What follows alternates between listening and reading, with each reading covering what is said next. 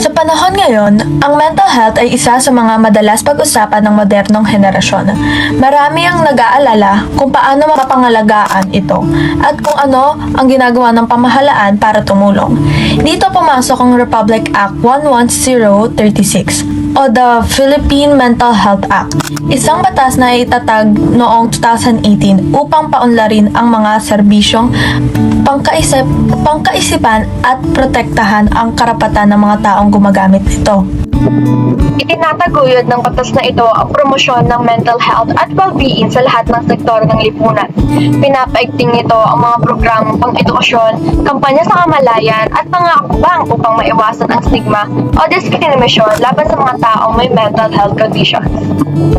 Sa ilalim ng RA 11036, binibigyan ng karapatan ang bawat Pilipino na makatanggap ng tamang impormasyon, paggamot at pangangalaga sa kanilang mental health. Protektado rin laban sa anumang uri ng pang-aabuso, diskriminasyon o maling pagtrato ang mga taong may kondisyon sa pag-iisip. Tinitiyak ng batas na ito na ang bawat mamamayan ay may access sa mental health services at suporta, lalo na sa mga ospital, paaralan at lugar ng trabaho. Layunin nitong gawing mas madali at abot kaya ang tulong medikal at psikolohikal para sa lahat, saan man sa bansa. Ang Republic Act 11036 ay isang malaking hakbang tungo sa mas malusog at mas maunlad na lipunan. Sa tulong ng batas na ito, na ipapakita na ang kalusugan ng isipan ay kasing halaga ng kalusugan ng katawan. Alagaan natin ang ating mental health dahil sa isang malusog na pag-iisip, nagmumula ang mas maayos na pamumuhay.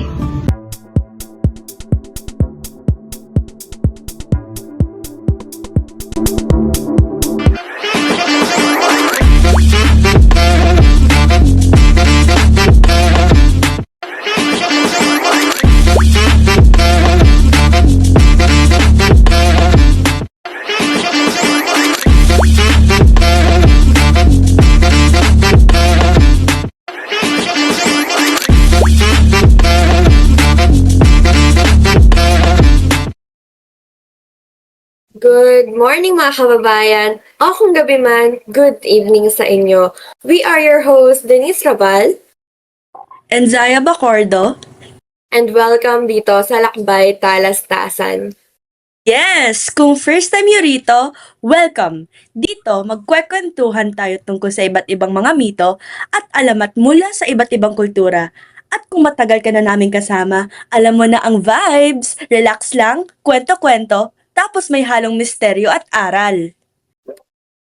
Ngayon, bago tayo dumiretso sa ating kwento, may konting segment muna tayo. Ang tema ngayon, pag-ibig. Nax, love, kasi nga naman, kahit sa mga myths, napakaraming kwento tungkol sa pag-ibig. Iba't ibang anyo, minsan sweet, minsan tragic, minsan pang teleserye talaga ang datingan. Totoo yan. Kasi kahit gaano kahirap ang sitwasyon, lagi nating naririnig yung kasabihan na love conquers all. Tipong kahit may pagsubok, basta may pagmamahalan, may paraan. Grabe, sana all talaga. Speaking of love conquers all, sakto, yan mismo ang tema ng kwento natin ngayon. Dahil pag-uusapan natin ang isa sa pinakasikat na mito mula sa sinaunang Ehipto. Ang kwento ni na Osiris at Isis. Pero syempre, hindi lang tayo ang maririnig nyo ngayong episode. May special guest tayo na makakasama para mag-explain at magpakilala ng ating kwento. Tama! Straight from the International Mambabasa Society. May ganun pala? Oo, partner! At sila ang tutulong sa atin para mas maintindihan ang kwento ni na Osiris at Isis. Kaya ayan mga kakwentuhan, please welcome ang ating mga bisita mula sa International Mambabasa Society. Hello mga kababayan, salamat sa pag-imbita. Excited kami na magbahagi ng kaalaman tungkol sa kwentong ito. Tama, dahil kung pag-ibig ang usapan, hindi pwedeng hindi natin pag-usapan sina Osiris at Isis. At syempre, hindi lang ito tungkol sa pag-ibig, kundi pati na rin sa pananampalataya, sakripisyo, at kung paano nagiging inspirasyon ang mga mito sa buhay ng tao. At para mas makilala pa natin ang kwento nila, ito muna ang kaunting background tungkol sa kwento ni na Osiris at Isis. Magandang araw sa lahat. Ako nga pala si Shondre Alverio at ang mito na pag-uusapan natin ngayon ay kwento ni Osiris at Isis. Isa to sa pinasikat na kwento mula sa sinaunang Egypt o Ehipto. Wala itong tiyak na may akda kasi dati ipinasa lang ito sa pamamagitan ng kwentuhan. Kalaunan lang siya naisulat sa iba't ibang teksto. Mitolohiya ito, kaya tungkol ito sa mga Diyos at Diyosa, lalo na sa buhay, kamatayan at muling pagkabuhay. Pero hindi lang siya simpleng kwento ng kapangyarihan.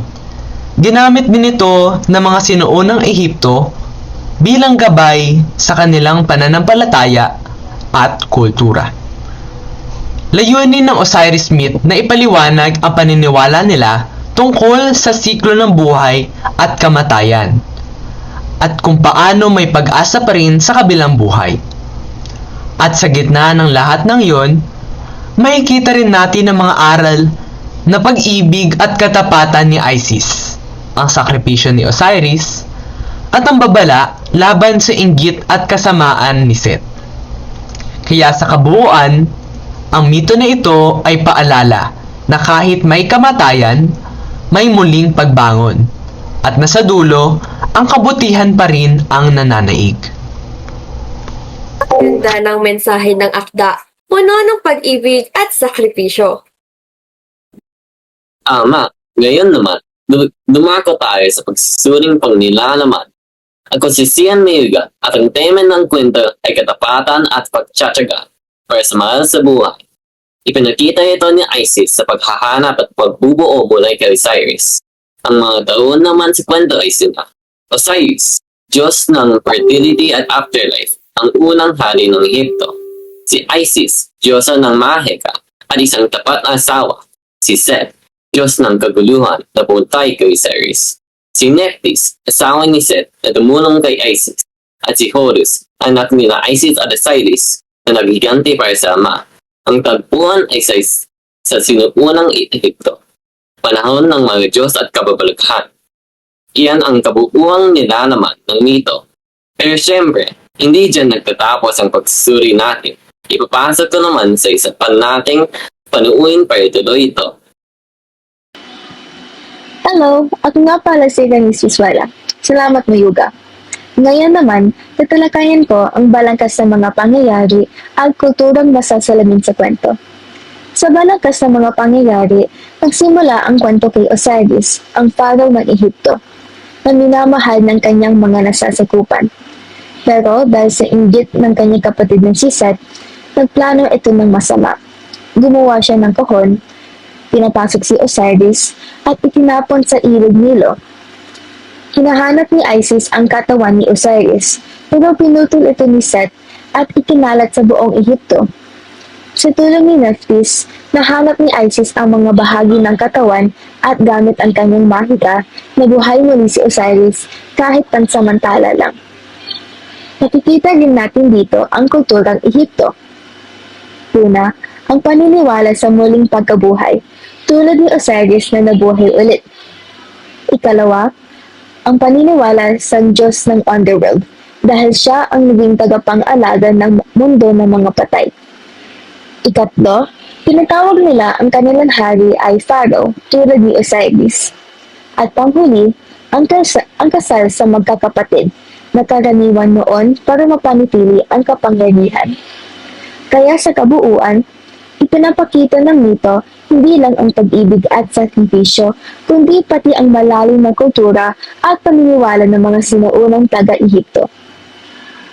Grabe, parang habang pinapakinggan ko, mas naiintindihan ko kung bakit hanggang ngayon, sikat pa rin ang kwento ni na Osiris at Isis. Pero syempre, marami pa tayong pag-uusapan. Papasok na rin mamaya ang susunod nating mga panauhin para sa pagpatuloy ng ating kwento. Kaya huwag muna kayong umalis. Mga kababayan, magbabalik kami pagkatapos ng maikling break. Si Sid ay isang batang masayahin at masipag sa aralin. Maaga siyang pumapasok sa paaralan upang maiwasan ang pagliban sa klase. Palagi siyang nakangiti at masiglang bumabati sa mga guro sa hallway. Ramdam ng lahat ang kanyang kasiyahan. Nandoon ang mga kaibigan ni Sid, sina Ryan, John at Kelby. Uy, Sed, bumaba ka na. Mag-basketball na tayo. Jay, iwan ko lang bag ko. Bilisan mo ba? Matalo na naman si Kelby. O hindi ako pa yung the best dito. Aktibo si Sid sa klase. Laging nakataas ang kamay at matataas ang mga grado. 14 po. Matapos ang klase, lumapit ang kanyang mga kaibigan. Uy, Sed, sobre ka saan ka uwi. Sabay-sabay silang naglakad pa uwi. Nagkwekwentuhan at nagtatawanan. Pagdating ni Sid sa bahay, napalitan ang kanyang ngiti ng lungkot, dulot ng magulong pamilya. Sinalubong siya ng amoy ng alak at usok ng sigarilyo. Si Mateo ay nakahandusay sa sopa, samantalang si Tia ay abala sa online sapong. Ma. Pa. Wala lang po bang ulam? Kita.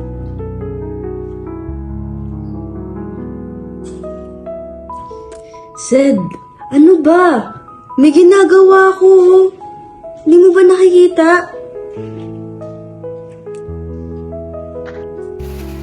Halika rito. Kumuha ka ng pulutan. Tahimik na umakyat si Sid sa kanyang kwarto. Napaluha habang naririnig ang sigawan ng kanyang mga magulang. At nang makalipas ang ilang buwan, pumanaw ang kanyang ama, si Mateo, dahil sa bisyo. Pa? Kahit ganun ka, mahal na mahal pa rin kita.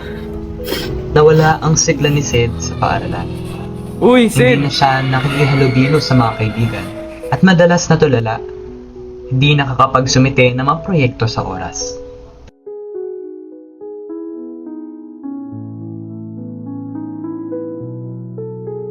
Si Sed, parang iba siya ngayon. Lumipat si Sid ng bahay kasama ang kanyang ina para magsimula muli. Ngunit dala pa rin niya ang bigat na nakaraan. Malayo man si Sid sa kanyang mga kaibigan, hindi sila tumigil sa pangangamusta. Minsan, sapat na ang simpleng mensahe para iparamdam ang malasakit. Sed, bro, ayos ka lang ba? Parang iba ka na. Wala to, Ryan. Medyo pagod na siguro ako. Alam mo, nandito lang kami. Hindi mo kailangan harapin lahat ng mag-isa. Salamat, Ryan. Kailangan ko talaga itong magkwento. Unti-unting gumaan ang loob ni Sid. Sa tulong ng mga kaibigang handang makinig, muling bumalik ang liwanag sa kanyang puso. Hindi lahat ng sakit ay nakikita. May mga taong tila maayos sa labas, nakangiti, nakatayo, at patuloy sa paggalaw. Pero sa loob, may bigat na naramdam. Tulad ni Sid, na unti-unting nawala ng sigla. May mga kabataang dumaranas ng matinding lungkot, pangungulila at pagkalito na hindi agad napapansin ng nakararami. Ngunit sa tulong ng mga taong handang makinig tulad ni Ryan, unti-unting bumalik ang liwanag sa puso ni Sid. Kahit mabigat ang pinagdaanan, natutunan niyang ang tunay na lakas ay ang pag-amin na nasasaktan ka at ang pagtanggap ng tulong mula sa iba. Tandaan, hindi ka nag-iisa. Kung nakakaramdam ka ng bigat sa loob, may mga handang makinig at tumulong. Kumapit, magsalita, at alagaan ang iyong isip. Dahil sa pagkalinga sa isa't isa, nagsisimula ang tunay na pagkalinga. Ayan! Welcome back mga kababayan! Sana nakastretch muna kayo habang break kasi tuloy-tuloy na ulit ang ating kwentuhan. At ngayon, kasama na natin ang mga bagong panahuin na magbibigay ng mas malalim na pagsusuri sa ating mito, kwento ni na Osiris at Isis. Siyempre, hindi natin palalampasin ang pagsusuring pangkaisipan. Salamat!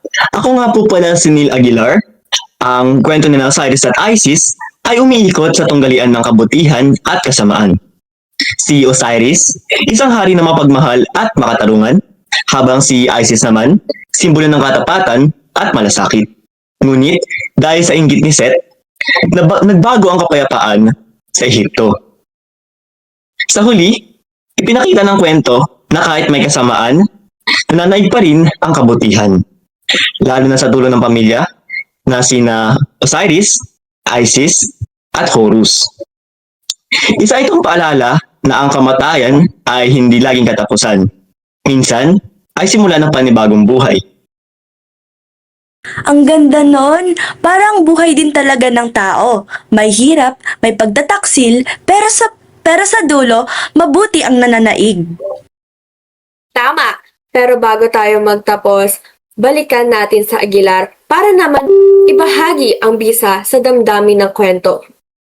Sa kwento ni Osiris at Isis, ramdam mo talaga ang tunay ng pag-ibig at katapatan. Si Isis, kahit gaano kahirap, hindi sumuko sa paghahanap at pagbubuo muli kay Osiris. Pinapakita nito na kapag mahal mo ang isang tao, handa kang magsakripisyo. Si Seth naman, malinaw na sagisag ng inggit at kasamaan. Ang pagkakasulat ay mitolohikal, puno ng simbolismo at damdamin. Kaya kapag binasa mo, madadala ka talaga sa kwento, sa sakit, sa tapang, at sa pag-asa. Sa huli, pinaalala nitong kahit sa gitna ng dilim, ang kabutihan at pag-ibig pa rin ang liwanag. Interesting yan! Parang ibang perspective naman yung nabuksan. At para sa ating susunod na bahagi, pakinggan natin ang buod ng kwento ni na Osiris at Isis na ikukwento ni na Sean Pabellon at John Ray Aquino. Ang kwento ni Osiris at Isis ay pinagmulan sa mga Diyos at Ehipto. Si Osiris ay anak ni Geb, Diyos ng lupa, at Nat, Diyos ng kalangitan. Siya ang naging hari ng Ehipto, isang pinunong makatarungan, matalino, at nagdala ng kasaganahan sa mga tao. Sa pamumuno niya, natutunan ng mga tao ang mga tamang pagtatanim, paggamit ng lupa, at pamumuhay na may kapayapaan. At syempre, sa likod ng tagumpay ni Osiris ay ang kanyang asawa na si Isis, Diyosa ng kalikasan at mahika. Siya ang haligi ng pamilya at ng kanyang kaharian, maalaga, matalino at tapat. Ang kanilang pag-ibig ay naging simbolo ng pagkakaisa, at dahil dito, namuhay na matiwasay ang buong Ehipto. Ngunit, gaya ng karamihan, sa may mga kwento, may dumating na pagsubok. Si Seth ay kapatid ni Osiris at Diyos ng dilim, ay nagsimulang mag-inggit at magalit. Hindi siya matanggap na si Osiris ang mas minahal ng mga tao, kaya mas binalak niyang agawin ang trono. Dito pumasok ang isa sa pinakakilalang tagpo ng mitolohiya. Gumawa si Seth ng isang kabaong na eksaktong kasukat ni Osiris. Sa isang malaking biging, inanyayahan niya ang lahat at sinabi niyang sino man ang magkasya sa kabaong ay maaaring may mag-ari nito. Nang mahiga si Osiris, biglang sinarhan ni Seth, nilagyan ng takip at itinapon sa ilog Nile. Pagkalipas ng ilang araw, dinala ng Agos ang kabaong hanggang sa lungsod ng Byblos, kung saan ito ay naipit sa mga tambo at naging bahagi ng isang punong tumubo dahil sa kapangyarihan ng katawan ni Osiris. Kalaunan, ang punong iyon ay pinutol at ginawang haligi ng isang palasyo. Dahil sa matinding pagmamahal ni Isis, hindi siya tumigil sa paghahanap. Nagbalatkayo siya bilang isang karaniwang babae at naglakbay patungo sa palasyo. Gamit ang kanyang mahika, nabawi niya ang kabaong at nahanap ang katawan ni Osiris. Ngunit, nang malaman ni Seth, muli siyang kumilos. Galit na galit, hinati niya ang katawan ng kanyang kapatid sa 14 na piraso at ikinalat sa buong Ehipto. Dito, ipinakita ni Isis ang tunay na lakas ng isang asawa at diyosa. Kasama ni Nephthys, asawa ni Seth, tinipon niya isa-isa ang mga piraso ni Osiris. Sa tulong ng ritual, panalangin at mahika, nabuo niya muli ang katawan ng kanyang asawa at sa sandaling iyon, nabigyan niyang buhay ni Osiris kahit panandalian lamang. Sa panahong iyon, ipinaglihi ni Isis si Horus na siyang magiging tagapagmana ng trono.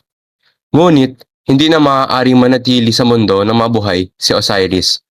Kaya bumalik siya sa ilalim ng mundo bilang Diyos ng kabilang buhay, simbolo ng kamatayan at muling pagkabuhay. Habang lumalaki si Horus, pinagtangkaan siyang patay ni Seth. Ngunit, siya ay niligtas ng kanyang ina. Hanggang sa dumating ang araw na hinamon ni Horus si Seth sa isang matagal na labanan. Matindi ang kanyang katunggalian. Maraming beses silang nagarap.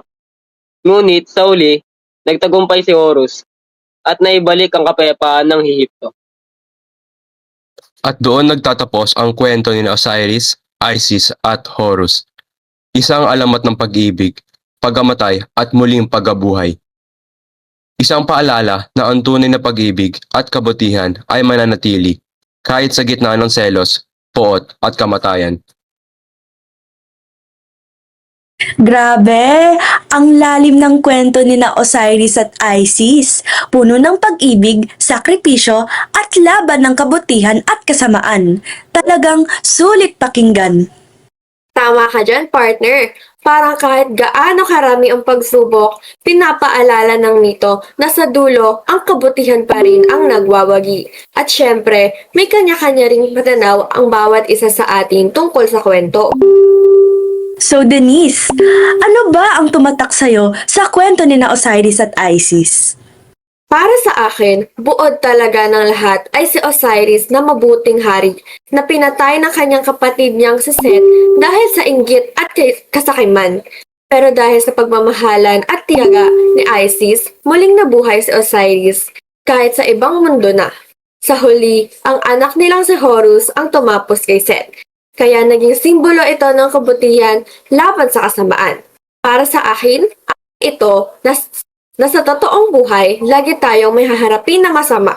Pero kung may pagmamahalan at pagtulungan, kabutihan pa rin ang magwawagi. Ang ganda! Ako naman, nakikita ko rito ang matinding pagmamahal at katapatan ni Isis kay Osiris. Kahit nawala siya, hindi sumuko si Isis. Pinaglaban pa rin niya ang pagmamahal nila at inalagaan ang kanilang mga anak na si Horus. Para sa akin, ito ay paalala na dapat matutunan nating maging tapat at mapagmahal sa pamilya. Kahit sa simpleng unawa at pagdamay, napakalakas ang samahan.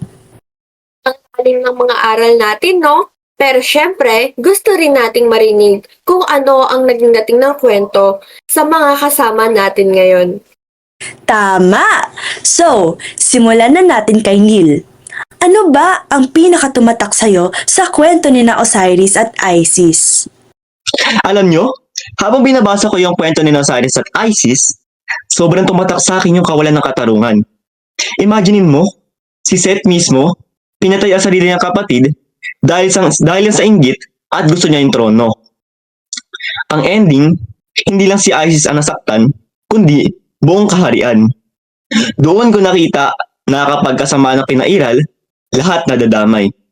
Kaya para sa akin, hindi sapat na manahimik sa mali. Parang pagsang-ayon na din yun. Kailangan ng tapang at pagkakaisa para makipaglaban ng tama. Oo nga, parang ang bigat talaga kasi pamilya pa talaga mismo yung nagtaksilan. Si Seth, nainggit at nagtaksil kay Osiris hanggang sa pinatay niya. Dahil doon, nagkawatak-watak yung pamilya nila. Kaya ang nakikita kong aral, iwasan natin yung inggit at pagtataksil, lalo na sa pamilya. Mas maganda kung magpatawad at magtulungan tayo. Doon talaga nanggagaling ang lakas. Agree ako sa inyo. Para sa akin, mas matibay pa rin ang debosyon at katurungan kaysa sa selos at pagtataksil. Oo, minsan parang nananalo yung kasinungalingan at inggit sa umpisa. Pero panandalian lang yun. Ang pagmamahal at katapatan ang nagdadala ng kapayapaan at pagkakasundo na tumatagal. Kaya dapat talaga, manatili tayong tapat at makatarungan at iwasan ang selos. Pero, pansinin din natin si Seth, sobra siyang kahaman sa paghihiganti. Nung nalaman niyang may pamangkin siyang si Horus, nagpadala pa siya ng mga makabandag na hayop para patayin ito. Hindi naman siya nagtagumpay at sa huli natalo rin siya. Ang aral dun, kung gusto natin ng hustisya, hindi dapat daanin sa masamang paraan. Mas okay pa rin ang pagkakaisa at kapatawaran. Exactly. Yung galit at inggit ni Seth kay Osiris sobrang destructive. Dahil sa sobrang selos, nagtanim siya ng galit at higanti. Pero hindi naman nagdala ng mabuti. Mas nagdulot lang ng problema sa lahat. Kaya, ang natutunan ko, kapag nagtanim ka ng galit, wala talagang magandang pagtutunguhan.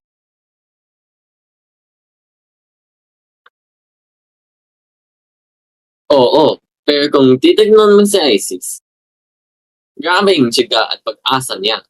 Kahit sobrang lungkot at hirap ang pinagdaanan, hindi siya sumuko. Patuloy siyang umasa sa makakasama ulit si Osiris at sa uli, nagtagumpay siya. Ang ganda lang ng reminder na kapag hindi ka sumusuko, may magandang resulta rin.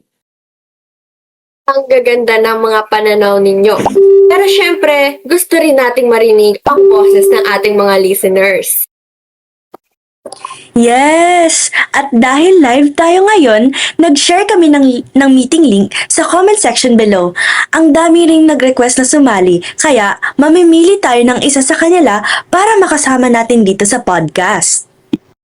Tama! Random lang ito para mas authentic yung sagot at reaction nila. Okay, check natin. Ayan! Napili natin si Gwyneth Balani. Welcome sa podcast, Gwyneth. Kumusta ka naman? Hello po. Ayos naman ako. Sobrang saya kasi first time kong makasali sa ganito. Nakikinig ako kanina pa at ang dami kong natutunan sa mga sinabi ng guests. Ang saya! Sige, para makasali ka na rin sa usapan, ito ang tanong. Ano ang pinakatumatak sa'yo sa kwento ni na Osiris at Isis? Para sa akin, ang pinakatumatak sa kwento ay yung laban ni Horus kay Seth. Simbolo siya ng hustisya at katarungan. Ipinaglaban niya ang ama at pamilya niya kahit ang bigat ng kalaban. Parang paalala na kahit gaano kalakas ang kasamaan, sa huli mabuti pa rin ang magwawagi. Kung iugnay sa totoong buhay, parang sa school lang. Kapag may nakikita tayong mali, tulad ng pang-aapi o pandaraya, hindi tayo dapat manahimik. Kailangan natin tumindig para sa tama. Yun yung aral na kukuha ko sa kwento ni Osiris at Isis. Ang ganda naman ng sinabi mo, Balani. Maraming salamat sa pagbahagi ng iyong pananaw. Napaka-inspiring at swak na swak sa mensahe ng ating kwento. Sana lahat tayo ay matutong tumindig para sa tama, gaya ni Horus. Thank you ulit, Balani. Thank you din po. Ang saya makasali sa usapan. Lalo na kung tungkol sa gantong mga kwento na may lalim at aral. Sana makabalik ako ulit sa next episode. Wow! Ang dami nating napulot mula sa kwento ni Osiris at Isis. Mula sa pag-ibig at katapatan sa laban ng kabutihan at kasamaan. Totoo, hindi lang ito basta mito, kundi isang paalala ng pananampalataya, sakripisyo at pagbangon sa gitna ng mga pagsubok. Kaya sa lahat ng nakinig at nakasama sa ating talakayan, maraming salamat. Sana ay nadagdagan ang inyong kalaman, inspirasyon mula sa ating pag-uusap. Hanggang sa muli mga kaibigan, ito ang Lakbay Talastasan kung saan ang mga lumang kwento ay muling nabubuhay sa bagong henerasyon. Salamat sa pakikinig. Tandaan, sa bawat pagtatapos, may bagong simula. Hanggang sa susunod ng episode ng Lakbay Talastas.